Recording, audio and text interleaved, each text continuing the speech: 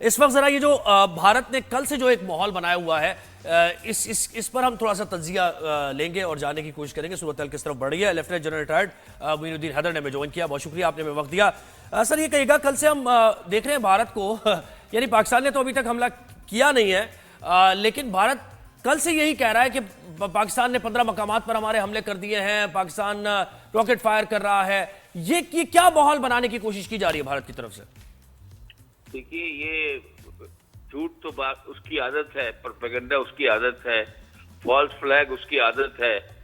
तो अब ये दुनिया को, अपने हम लोगों को बावर करा है कि पाकिस्तान अटैक कर रहा है जवाब बनाने के लिए कि उसने जो हमारे ऊपर गैर कानूनी और गैर अखलाकी किस्म के हरकत की है, ये पहले जंग छेड़कर, तो वो अब उसको जस्टिफाई करना चाह रहा है। लेकिन देखें, बात यह कि वहाँ इतने मुल्कों के एम्बेसडर बैठे हैं, डिफेंस अटैचेज बैठे हैं, बहुत से मुल्कों की इंटेलिजेंसीज वहाँ काम कर रही है। पब्लिक आजकल कोई अगर बम गिरता है या कोई रॉकेट गिरता है, मिसाइल गिरता है, जहाज गिरता है, तो उसकी वीडियो बनाकर अपलोड कर देते हैं, सब लोग देख लेते हैं, कोई चीज छुपी रहती नहीं है आजकल। जी तो बिल्कुल सर, उन्होंने एक वीडियो लगाई थी कि जी कराची में धमाका हुआ है, सड़कें दिखाई, लोगों ने नीचे कमेंट्स किए हमारी सड़कें ही नहीं है। हाँ। ये बहुत साफ सड़कें हैं, आपने कहाँ की फुटेज लगा दी, इसमें तो खड्डे भी नहीं है, हम तो अपनी सड़क को पहचानते हैं। झूठ। ये भी रात को चल रहा था, कराची पोर्ट को टोटल तबाह कर दिया गया है। क्या बात है जी। वहां से मेरे ख्याल एक वीडियो बनाई जाए, कोई मिली नगमा वहां पिक्चराइज करते हैं। हाँ। और उनको भेजते हैं। अच्छा, मुझे एक और चीज बताइएगा कि ये जो कल भारतीय ड्रोन आए, इस पर बड़ी मुल्क में भी बात हो रही है और कुछ सारे लोग जिनको पता नहीं है इस बारे में कि वॉरफेयर क्या होता है, जंगी सूरत हाल में किस तरीके से ड्रोन को गिराया जाता है, क्या टेक्निक होती है, तो उनके जानने के लिए मुझे बताइए कि ये ड्रोन का आना, दूसरे मुल्क पे गिरना गिराना कैसे होता है, ये जरा वजाहत से थोड़ा बताइए।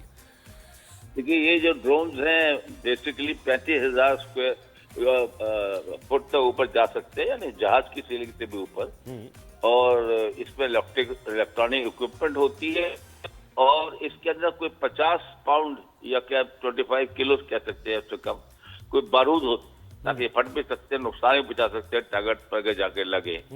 लेकिन बेसिक काम इनका ये है कि ये जब किसी के टेरिटरी में दाखिल होकर ऊपर से नीचे उतरते हैं और टारगेट इनको दिया होता है कि सरगोदा एयरफील्ड की तरफ जाओ, या सकेसर का राडार है उसकी तरफ जाओ, या जहां जाओ, तो वो जब उसकी तरफ जाते हैं तो हमारा सिग्नल भेजते हैं, और हमारा रेडार जो उनको कैप्चर करने की कोशिश करता है, तो वो सिग्नल जो है वो अपने बेस को ट्रांसमिट कर देता है इंडिया को, जिससे पता चलता है एग्जैक्ट लोकेशन की थी, मतलब अगर वहाँ जो हथियार जिसके पीछे भेजा गया है, चाहे वो एयर डिफेंस के इक्विपमेंट हो, मतलब ये स्पाई ड्रोन्स होते हैं, ये स्पाइंग के लिए आते हैं। किसके लिए? मैंने कहा स्पाई ड्रोन्स हैं, स्पाइंग के लिए आते हैं, कुछ ना कुछ ढूंढने आते हैं। लेकिन स्पाइंग के लिए तो आते हैं, लेकिन स्पाइंग के साथ साथ बारूद भी लगा होता है, ये फर्क है। अब इसमें देखिए ना, ये जो रावलपिंडी स्टेडियम के पास इन्होंने किया है, उसमें कितने दुकानें डैमेज हुई हैं, कितने रेस्टोरेंट डैमेज हुए हैं, वो क्योंकि आके वहां लग गया है। बाकी जगहों पर ये टारगेट पर नहीं एग्जैक्ट लगा। और ये कितनी बड़ी अचीवमेंट है, इतनी बड़ी तादाद में ड्रोन्स का गिरा देना, ये इतना कोई आसान काम नहीं है, कितना मुश्किल काम है। फ्लाई करते हैं, मुश्किल से डिटेक्ट करते हैं, माशाल्लाह कितनी प्रिसिजन है हमारी फोर्सेस की कि उनको तबाह किया। बात ये है कि ये बात आपको भी क्लैरिफाई किया DGI SPR दूसरों ने कि ये चूंकि बहुत सस्ते होते हैं, इजरायली मेक है, जो इसराइल और इंडिया का बहुत कोलैबोरेशन चलता है, उसके तहत उनसे खरीदे गए। लेकिन इसके ऊपर अगर हम मिसाइल मारेंगे या कोई जिस तरह एयरफोर्स इस्तेमाल करती है हवाई जहाज गिराने के लिए, वो बहुत एक्सपेंसिव मिसाइल है, वो इन पर इस्तेमाल नहीं हो सकते। तो कोशिश ये होती है कि जब नजदीक आए तो इनको जो हमारे एयर डिफेंस के गन्स हैं वो इनको एंगेज करें। बिल्कुल सही सही सही सही। अच्छा, मुझे एक और चीज बताइएगा कि अभी ये जो मकबूजा कश्मीर, इंडियन ऑक्यूपाइड कश्मीर की तरफ बहुत ज़्यादा सूरत हाल ख़राब है, मतलब शेलिंग भी हो रही है, एक्सचेंज ऑफ फायर भी हो रहा है, तो आप इस जंग को यानी स्लोली एंड ग्रेजुअली और बहुत ही स्लो पेस में आगे बढ़ता हुआ देख रहे हैं, या फिर आप समझ रहे हैं कि एकदम से सूरत हाल एस्केलेट हो जाएगी? देखिए, जहाँ तक मकबूजा कश्मीर की LOC पर ताल्लुक है, वहाँ तो हम पिछले 75 साल से अलर्ट बैठे हुए हैं, दोनों साइड मोर्चे खोद के बंकर बना के हथियार अपने सेट करके वहां बैठे हुए।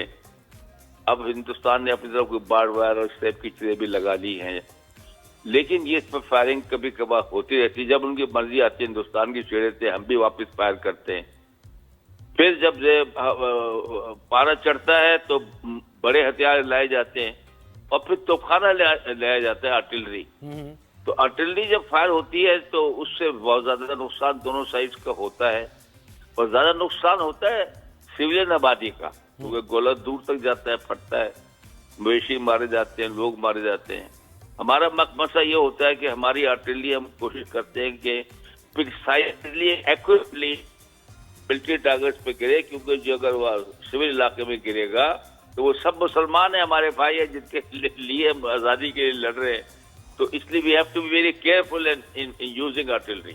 जी मोइन साहब, एक चीज बताइएगा कि once an officer always an army officer, इतनी सीनियरिटी के साथ आपने बहुत कुछ देखा होगा अपने टाइम पे, उन जंगों का और उस वक्त की जो भी हीटेड ऐसे सिचुएशंस थी, उसको आप आज की सिचुएशन से कंपेयर करें तो क्या फर्क है?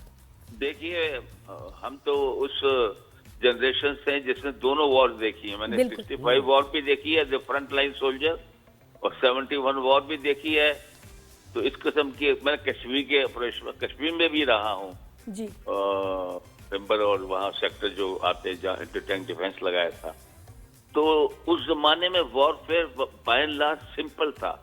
सिंपल का मतलब ज्यादा जो अपने छोटे वेपन्स थे, और वायरलेस बहुत भारी और कम रेंज के थे। मोबाइल सिस्टम का तो कोई ऐसा रिवाज ही नहीं था, फोटोग्राफी का रिवाज नहीं था। ड्रोन्स नहीं अगर थे। कोई फोटोग्राफी करनी पड़ती थी अपना मोर्चों की, तो वो हवाई जहाज एयरफोर्स ही करती थी, बहुत हाइट से फोटो उतारती थी, जाके तुलते थे, फिर वो वापस आते थे। तो जो आजकल सिस्टम हो गया वो बहुत बरक रफ्तारी आ गई है हर काम के अंदर। और दूसरी बात है, अभी ये सिस्टम जो है बहुत चला गया है सोफिस्टिकेटेड इलेक्ट्रॉनिक सिस्टम की तरफ। सही। अब ऐसे मतलब सिस्टम जैमर आ गए हैं कि आप जब उन जैमर्स को लगाए थे फ्रीक्वेंसी को, तो जो जहाज दुश्मन का आ रहा होता है उसके रडार, उसका कंट्रोल, उसका रास्ता अपनी जमीन से सबसे खत्म हो जाता है, वो ब्लाइंड हो जाता है। अच्छा, वो ब्लाइंड हो जाता है, इसमें बल्कि कितनी गूंगा भी हो स्किल जाता है चाहिए, वो। साथ में टेक्नोलॉजी चाहिए, और ये बड़ी एक्सपेंसिव बहुत टेक्नोलॉजी आ गई है। जी। अभी ड्रोन की टेक्नोलॉजी मैंने आपको बताई, इस तरह की बेनतहा टेक्नोलॉजी आ गई, इलेक्ट्रॉनिक वॉरफेयर की, और सोफिस्टिकेशन आ गई है बहुत ज्यादा, हथियार बहुत प्रिसाइज हो गए हैं। सर एक चीज और बता दीजिएगा कि ये इसको हमले को देखा कैसे जाए, यानी ड्रोन हमले को किस मैग्नीट्यूड पे जांचा जाए? अगर आर्मी के यानी अंडरस्टैंडिंग के मुताबिक बात की जाए तो यानी क्या है, यानी नॉर्मल बात तो नहीं है ना? ऑब्वियसली आपके मुल्क के अंदर ड्रोन भेजे जा रहे हैं, तो हम इसको इंटरप्रेट कैसे करें? ड्रोन भेजना जो है ये एक एक्ट ऑफ वॉर है, एक्ट ऑफ वॉर है, बिल्कुल, और एग्रेशन है, ये कोई मजाक नहीं है। और दूसरी बात ये है कि ये आर्म्ड है, सही है, इसमें बारूद है। और वैसे भी अगर बारूद ना भी हो, वैसे भी ड्रोन भेजें, जो ये कॉड मॉड भेजते रहते हैं इंटेलिजेंस के लिए, ये सब एग्रेशन है, ये सब मतलब बॉर्डर क्रॉस करके आपके एयर स्पेस में आना। लेकिन ये रेडार के ऊपर इसका बहुत क्लियर सिग्नेचर नहीं आता, छोटा होता है, कॉन्फ़िगरेशन भी इस तरह बनाई गई है, बिल्कुल बहुत धब्बा इसका जो होता है वो कमजोर होता है। लेकिन भाई जब ये आता है, पिकअप हो जाता है, तो हम वेट करते हैं कि जब गन्स की रेंज में आ जाए तो जब इसको एंगेज करें। अच्छा, सही सर, बहुत शुक्रिया, आपने हमें टाइम दिया।